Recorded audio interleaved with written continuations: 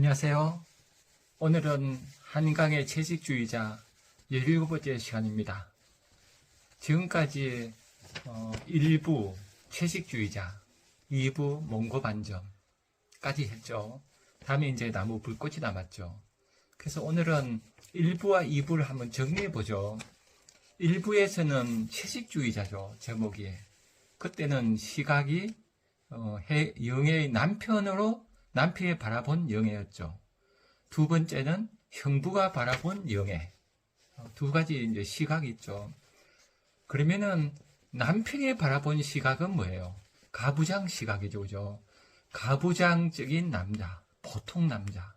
정말 어떻게 보면 죄가 없는 남자죠, 그죠? 참 죄가 없는 게 이게 죄와 벌에서, 그죠? 그래서 우리는 살아가면서 항상 자신을 성찰해야 되죠, 그죠? 내가 나도 모르게 죄를 저지른 게 아닌가. 그래서 우리가 가부장 사회는 참 무서운 게 자기도 모르게 이렇게 가부장적인 폭력을 하게 되죠. 이 남편이 이제 그런 경우죠. 두 번째는 어때요? 두 번째 형부는 예술가인데 예술가는 또 어때요? 이 영애를 한테 도움을 줄까요? 잠시 그때 그 예술적 체험은 하죠. 해방감은 느꼈죠. 꽃이 되어서 교접하는 해방감. 그러나 그 이후에는 영애가 어떻게 돼요? 그 영애로 인해서 이내가 또 파탄이 나죠, 가정. 그래서 1부에서는 영애 가정이 이제 파탄나고 2부에서는 이내 가정이 이제 파탄나게 되죠. 그래서 이 가정이란 게 가부장 사회에서 얼마나 허약한가를 우리가 느낄 수 있죠, 그죠? 겉으로 보면은 참 안전해 보이지만은 그 가정이라는 게 쉽게 무너지는, 그죠? 이런 게 이제 가부장 사회라는 그 구조 속에 있기 때문이죠. 가부장 사회의 그 모순, 문제가 드러난 거죠, 그죠? 문제가 없었으면은 그 가정이 쉽게 안 무너지죠. 그래서 영애는 크게 보면 어때요? 가부장 사회에서 폭력을 당하고 또 예술에서도 폭력을 당하죠. 그죠? 그러니까 이 가부장 사회에서 폭력 당하는 건 우리가 이해되는데 예술에 의해서도, 그죠? 그러니까 이 형부가 특별히 나쁜 사람이다 그런 것보다는 저는 그 예술가인 형부를 생각하면 좋을 것 같아요. 예술, 그죠? 우리 사회에 보면은 예술이 어때요? 상가 이렇게 밀접하지 않고 상가 떨어지는 경우 많지 않아요? 그런 예술, 그것이 이제 사람들의 폭력을 가하게 될 수도 있죠, 그죠? 예술에 대한 폭력 자체가. 보면 가지고 극단적으로 얘기하면 예술가들 중에 어때요? 막 그 잔혹미를 살리는 예술도 있잖아요, 그죠? 전에 영화 보니까 사람들을, 그죠? 그 아가씨들을 이렇게 잡아다가 막 그 뼈를 이렇게 해서 인형을 만드는 그런 예술가도 있었어요, 영화에. 근데 그런 게 우리가 보면서 막 잔혹하다 느끼지만 어때요? 그것이 갖는 또 미학이죠, 그죠? 이런 게, 그래서 저는 영애는 가부장 사회에서 폭력을 당하고 그 다음에 예술에 의해서도 구원을 못 받는, 그렇게 해서 이제 3부의 나무 불꽃에서는 이제 정신병원 가서 나무가 되어야만 되는, 이제 이렇게 되잖아요, 그죠? 그래서 오늘은 이 문제를 같이 얘기해 보죠. 여기서 우리가 어떻게 하면 영애가 이제 구원을 받을까요? 결국은 나로부터 시작해야죠, 그죠? 이 가부장 사회를 바꾸면 좋겠지만은 사회는 하루아침에 바꿔지지 않잖아요. 그래서 모든 변화의 시작은 나로부터 시작할 수밖에 없어요, 그죠? 그래서 거대한 사회혁명도 나로부터 시작하죠. 나의 변화. 그래서 여기서 우리가 생각해야 되는 건 금기 문제를 한번 생각해 보죠. 우리 사회는 이제 금기가 있어요, 그죠? 그래서 엘리아르시에 이런 거 있잖아요. 나는 소망한다, 내게 금지된 것을. 그러니까 인간이 금지하지 않으면은 소망하지 않을 텐데 금지했기 때문에 소망하는 거예요. 그러니까 이 형부도 어때요? 처제의 응대에 있는 몽고 반절을 보고 어때요? 성욕도 느끼고 예술의 혼도 불태우고 되는데 그 처제가 아니었다면 과연 이렇게 불타는 성욕을 느꼈을까? 그죠? 그 강한 근기가 주는 어떤 욕망, 이런 걸로도 우리 해석해 볼 수 있죠. 그래서 우리 사회에 보면 금지를 하면은 하고 싶어져요. 그죠? 근친상간 같은 경우에, 그죠? 아무런 마음이 없다가 금기해? 그러면 그게 뭔가 있는 것 같아져요. 이게 굉장히 무섭죠, 우리 사회에. 그래서 이걸 크게 보면 성과 성으로 볼 수 있죠. 저기 뭔가 성스러운, 우리가 건져갈 수 있는 무언가가 있어요. 그러면 어떻게 될까요? 내가 사는 이곳은 속되게 돼요. 그러니까 세상은 성과 속이 나눠지면은 성스러운 것이 생기고 속된 것이 생겨버려요. 그러니까 내 삶이 허접해질 수 있는 거예요. 그래서 예술에서는 이 성속을 파괴시키거든요. 성스러운 거, 금지된 영역, 이런 거. 그래서 뭐 금지하는 살인도 하고 막 그러잖아요. 그러면 우리는 어때요? 현실에서는 살인하면 안 되잖아요. 폭력수도 안 되고, 건지장 금해도 어겨도 안 되잖아요. 이런 것들을 예술에서는 이제 어기는 거예요. 왜 그런가 하면은 예술에서 어김으로써 우리가 어때요? 정신적 해방감을 느끼는 거예요. 그 원신들 같으면 어땠을까요? 원신들 같으면 악마 숭배가 있었다 그러죠. 그죠? 악마의 춤을 추고 악마처럼. 그렇게 함으로써 마음속에 있는 그림자를 해소시키는 거예요. 우리 그림자가 뭔가 하면 이거죠. 우리 애가 그 인간은 자아가 있잖아요. 나가 만들어지잖아요. 남자는 남자, 여자는 여자, 회사원, 공무원 이렇게 만들어지잖아요. 그럼 만들어지면은 만들어지지 않은 부분은 어딜까요? 그게 그림자예요. 내 안에 어둠으로 쌓여 있어요. 그래서 어둠이 이게 심하면은 그것이 에너지가 되어서 나를 이제 그 치필버스 하이드 생각하시면 되죠. 하이드가 히드라는 뜻이죠. 숨기진 내가 튀어나와서 괴물이 되는 거예요. 그래서 이 에너지를 어떻게 할 건가? 그래서 원시인들은 악마의 춤을 추면서 해결한 거예요. 그러면 현대 문명 사회는 어떻게 해결할까요? 우리가 바로 잔혹한 영화를 보는 거죠. 그래서 영화를 보면서 살인한 영화도 보고, 그죠? 금지된 사랑도 보고, 그죠? 그 근진 상황에 대한 영화도 보고, 이렇게 하면서 우리가 어때요? 간접적으로 해소시키는 거예요. 그래서 예술은 무한한 자유가 있는 게 좋아요. 그래서 우리 인간의 뇌는 상상력이 있거든요. 그래서 직접 안 해도 상상력 때문에 한 것이 돼요. 그래서 해소될 수 있죠. 그래서 우리가 그 어떤 회사원이 그죠? 회사에서 막 불만이 많아요. 그래도 집에 와서 폭력물 영화 보면서 해소될 수 있거든요. 물론 이제 그 폭력물을 보면서 모방한다는 말도 있지만은 저는 예술이 갖는 기능을 또 생각해야 된다 봐요. 그래서 예술은 우리를 살게 만들어줘요. 그래서 카파가가 그런 얘기했죠. 문학은 살인자의 대리에서 자기를 뛰쳐나가게 한다고. 그죠? 우리가 신성함을 파괴하는 걸 이런 예를 한번 들어보죠. 중국의 어떤 그 스님이, 유명한 스님이 길을 가다가 겨울에 어떤 절에 가서 하루 묵었어요. 묵는데 이제 추운 거예요. 그래서 그 대웅전 가보니까 나무 목불이 있는 거예요. 그래서 나무 부처님을 이제 갖다 태워서 따뜻하게 잔 거예요. 그 다음 아침에 이제 주지 스님이 그죠 예불 하려고 이렇게 가는데 부처님이 없는 거예요. 해가지고 이제 수상해서 가보니까 불을 떼서 따뜻히 자는 거예요. 방을 따뜻하니까. 그래서 막 깨우는 거예요. 아니 이 중놈아 어떻게 그 불제자가 되어서 부처님을 태울 수 있느냐? 그러니까 이게 이 스님이 이제 그런 거예요. 내가 어제 부처님을 태웠나? 그러면은 사리가 나오겠지? 그런 거예요. 그러니까 주실 스님이 아니 나무 태웠는데 어떻게 나오냐고. 그러니까 그 스님이 그렇게 얘기했죠. 부처가 아니고 나무였어요? 막 그래. 이렇게 이게 극단적인 어떤 비유지만은 나무로 이제 부처를 만들잖아요. 그러면 그거는 부처가 되지만 딴 나무는 어때요? 부처가 안 되잖아요. 그래서 우리가 성스러움을 파괴한다는 의미는 어때요? 그 속된 것을 성스럽게 만드는 거예요. 우리가 사실 이 세상 우주 전체가 어때요? 그 불교에서 말하면 불국토죠. 다 부처고 기독교식으로 하면 다 하나님이죠. 그런데 어떤 성스러운 것이 있음으로써 거기를 이제 숭배하게 되면은 딴 곳에 이제 속되게 돼요. 그래서 예술에서는 금지된 걸 파괴하는 이유가 그게 있거든요. 그래서 저는 우리가 상상력으로 무한히 파괴하는 게 좋다 봐요. 그래야지 내 안에 그림자가 안 생겨요. 그림자가 안 생길 수는 없겠죠. 적게 생겨야지 이제 건강한 사람이 되죠. 우리가 건강하게 산다는 거는 내 그림자를 나와 의식으로 통합시키는 거예요. 그래서 우리가 가끔 욕도 해야 되죠. 남한테 피해 안 주게 혼잣말을 욕도 좀 한다든가 막 이렇게 그죠.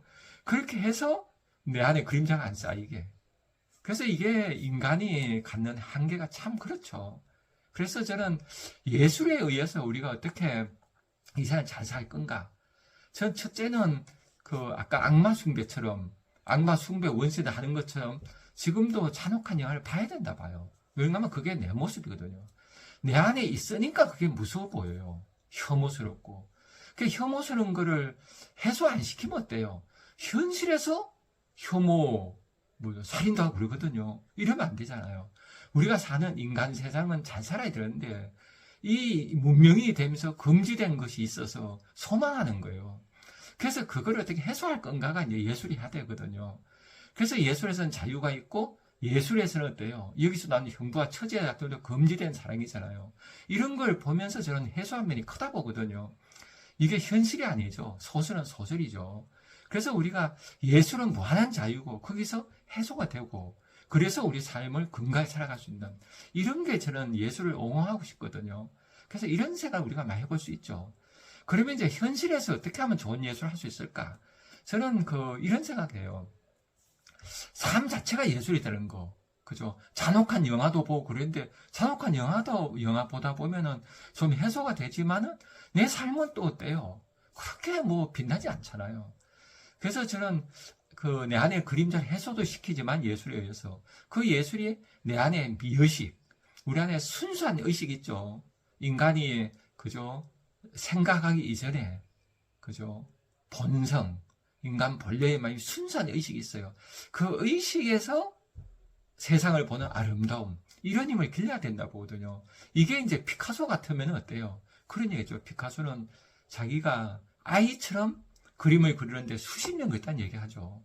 그러니까 우리가 내 안에 아이처럼 순수한 마음, 그 순수한 마음 기르기 위해서 저는 예술을 접해야 된다 봐요. 예를 들면 피카소 작품 중에 이런 게 있죠. 자전거 완장이 있죠. 자전거 앉는 자리, 그죠? 안장이죠. 자전거 안장이 있는데, 안장을 사슴 얼굴처럼 이렇게 만들고, 피카소가. 그리고 핸들을 뿔처럼 올린 거예요. 그러니까 사슴이 되는 거예요. 그게 장난기지 않아요? 그러니까 애들은 이렇게 생각할 거예요. 그죠? 우리는 보고 자전거 안장, 핸들 이렇게, 그죠? 명사, 굳어있는 언어로 자전거를 바라보아서 신나지 않죠. 근데 애들은 그런 장난기 있게 생각하는 거죠. 이런 이런 게 이제 인간의 예술기죠. 이런 아이의 마음을 우리가 기를 때, 우리도 어때요? 잘 살아갈 수 있죠. 이런 힘이 커질 때, 그죠? 이런 힘이 커지면은 내 안에 그림자를, 그죠? 악마 같은 마음이 있어도 장난기에서 이게 악마가 힘을 발휘 못하게 할 수가 있죠. 그래서 이런 예술이 일상의 삶이 돼야 된다 봐요. 보면은 이런 전 들은 적 있거든요. 어떤 유명한 피아니스트가 피아노 연주회에서, 그죠? 관객들 다 모아놓고, 그죠? 딱 앉아서 피아노 앞에 앉았어요. 그리고는 4분 40초인가요? 하여튼 이렇게 침묵을 지켰다 그래요. 가만히 있었대요. 그러니까 사람들은 어때요? 유명한 피아니스트고 또 비싸게 돈을 냈잖아요. 그러면 이제 가만히 있죠. 그 가만히 있는 4분 동안에 뭘 느꼈을까요? 저는 신비를 처음 했을 것 같아요. 그죠? 그때 신발 끄는 바스락거리는 소리, 기침 소리, 그런 어떤 평소에 듣지 못하는 소리, 들어도 들리지 않는 소리죠. 이런 소리들에 대한 신비감을 느꼈을 거예요. 근데 그 작품을 이제 접하고 나면 우리 어때요? 평소에 할 수 있죠. 연습해 볼 수 있죠. 그죠? 길 가다가 공원에서, 저는 이제 강의 다니면서 자주 쉬거든요, 공원에서. 그래, 벤치에 앉아서 눈을 감고 있으면 소리들 되게 좋아요. 그죠? 이제 지금 가을이니까 가랑잎 떨어지는 소리도 듣고, 또 어때요? 아이들 막 웃는 소리, 어른들 걸어가는 소리, 그런 소리들 다 듣기 좋거든요. 그러니까 소음이란 게, 그죠? 노자 도덕계에도 그런 게 있죠. 음악이 우리 귀를 망치게 한다고. 그죠? 입맛을 망치게 한다고. 사실 맛집 잡고 가다 보면은 다른 집이 싫어져요. 그래서 맛을 많이 잃어버려요. 그래서 우리가 이제 음악이라는 게, 그죠? 좋기도 하지만 음악이 또 나를 이제 귀를 어둡게 하는 거예요. 이 피아니스트가 이제 그 역할을 한 거죠. 그죠? 음악을 들으러 갔는데 음악을 들으라. 소음이 음악이다. 참 좋죠. 이런 경지에 오르면 어때요? 이 세상이 다 음악이 되죠. 실제로 조용히 들으면 아주 아름답죠. 다 소리 들려오죠. 지나가다가 고양이 지나는 소리, 야옹 소리, 개 지르는 소리 다 아름다워요. 그러니까 일상의 아름다운 힘을 길러야 된다 봐요. 그러니까 기적은 현실에 있는 거. 임재라는 유명한 스님이겠죠. 사람은 나는 것이 아니라 걷는 것이 기적이다. 이런 경지에 오를 때 인간은 무한히 행복하죠. 또 전에 일본의 어떤 유명한 무용수는 겨울에 눈이 많이 내리잖아요. 그러면 눈으로 옷을 발가벗고 걸어간대요. 그럼 많은 사람이 그걸 본대요. 그 무용수는 어때요? 무용했기 때문에 온몸이 이렇게 열려있을 거예요, 감각이. 온몸이 감각이 열려있는 한 인간의 그 육체가 눈 위를 걸어갈 때 참 아름답겠죠. 거기서 저는 그냥 눈 위를 걸어가는 것만 해도 아름다운 거. 그죠? 그걸 경험한다 봐요. 그래서 우리가 직접 뭐 옷을 벗고 못 다니더라도 눈길을 걸을 때 조용히, 그죠? 모든 감각을 열고 조용히 걸어가면은 신비 속에 들어가죠. 이게 예술이죠. 저는 이런 체험을 자주 해야 된다 봐요. 그래서 일상이 예술인, 그죠? 그 일상이 예술인 게 이제 시작된 게 우리 같으면 언제요? 그 역사적으로 보면 뒷상이 변기 같은 거죠. 변기를 세밀로 하니까 예술이 되잖아요. 그러니까 변기로 보면 예술이 아닌데 다른 언어로 보면 예술이 되는 거예요. 그때 우리는 어때요? 내 사고 구조가 깨지죠. 내 사고 체계가 깨진다는 건 뭐예요? 내 안에 잠재력이 깨어나는 거예요. 그러니까 예술적 체험이란 게 전 존재에 대한 체험이죠. 내가 처음 맞이 못한 걸 체험하는 거죠. 그래서 저는 이렇게 예술이 일상이 돼야 된다 봐요. 그래서 특히 이제 요새 오면 그렇잖아요. 옛날에 아파트를 지어도 그냥 살기 위한 집인데 이제는 디자인을 중시하잖아요. 이름도 그렇고 디자인도. 요새 지금 아파트 들어가 보면은 참 예술품 같지 않아요? 그래서 일상이 예술인 시대가 됐죠, 지금은. 이럴 때 우리가 삶 자체가 예술이 되는 거. 그거는 저는, 그러니까 명상 같은 거 많이 도움이 된다 보거든요. 명상을 하고 예술품을 많이 보고. 이렇게 해서 삶 자체가 기적이고 삶 자체가 예술인 거. 이런 힘으로 가야 된다 봐요. 그래서 영예 같은 경우도 어때요? 만약 그 형부가 이런 그 예술을 했다면 저는 영예하고, 그죠? 영예하고 바디 페인팅 하더라도 함께 막 춤을 추고 여러 명이 같이, 그죠? 춤을 추면서 영예가 자기 몸을 다 해방감을 느끼고, 그래서 해방감을 느끼면 영예가 어때요? 어떤 삶의 에너지가 올라오죠. 그래서 영예 어떤 삶을 찾아갈 수 있었을 거예요. 예술이 인간을 구원한단 말이 이런 데 있는 거죠.